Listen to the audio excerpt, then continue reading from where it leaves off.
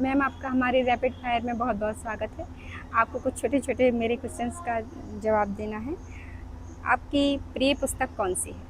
मेरी प्रिय पुस्तक तुलसीदास गोस्वामी तुलसीदास जी की रामचरितमानस है। जो जब मैं उसको पढ़ती हूँ तो हर बार मुझे वो नई सी लगती है, नए अर्थों के साथ मेरे सामने आती है। आपके प्रसिद्ध हिंदी साहित्यकार कौन से हैं?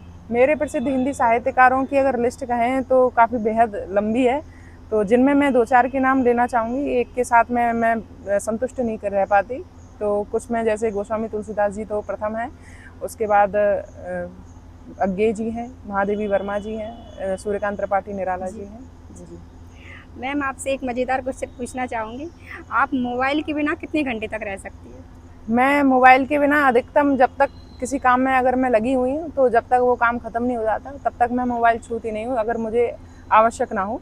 और मैंने अपने मोबाइल का अगर पूरे दिन का टाइम देखा जाए तो सेट भी किया हुआ है, जिसमें मैं 4 घंटे का स्क्रीन टाइम लगा के रखा है कि उससे ज़्यादा नहीं यूज़ करूँ। जी।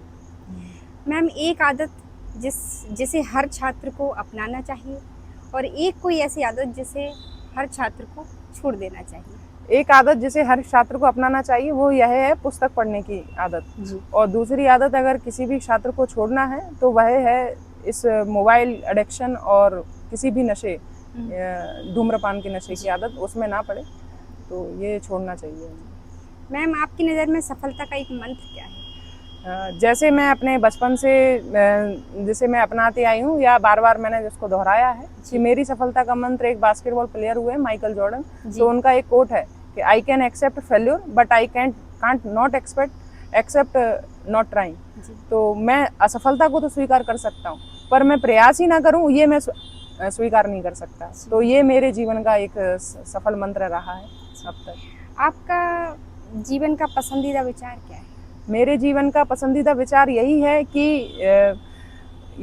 अगर व्यक्ति स्वयं पर विजय प्राप्त कर ले तो यह उसकी सबसे बड़ी जीत होती है। जी। किसी भी कार्य से बढ़ने से या किसी भी उपलब्धि से ज़्यादा उपलब्धि यह है कि वह स्वयं पर विजय प्राप्त करने का प्रयास करे। जी, बहुत बहुत शानदार, बहुत अच्छे आपने जवाब दिए। आपका बहुत बहुत धन्यवाद। धन्यवाद।